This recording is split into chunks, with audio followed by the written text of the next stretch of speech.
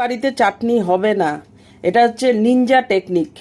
যখন বাড়িতে চাটনি হবে না আর সাথে যদি থাকে আম ডাল গরমের দিনে, তো এই নিনজা টেকনিক কারা করো?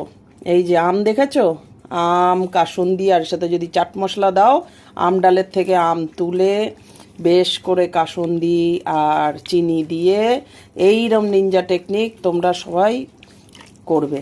এইরকম করে চাটনি বানিয়ে নেবে, বুঝেছো? এই নিনজা টেকনিক আমার দিদার থেকে শেখা। আমার দিদা চাটনি ছাড়া ভাত খেতে পারতো না। গরমের দিনে যদি একটা দিন চাটনি, এদিকে আম ডালও হবে আবার চাটনিও হবে, টক টক, তো সেই জন্য আমের থেকে মানে ডালের মধ্যে আম দিয়ে দিত, তারপরে সেই আম তুলে এরকম কাসুন্দি দিয়ে তারপরে এরকম চিনি দিয়ে মেখে দারুণ লাগে কিন্তু খেতে। সেই তো আমই, আর দেখো ডালও টক হয়ে গেল, মানে এক ঢিলে দুই পাখি।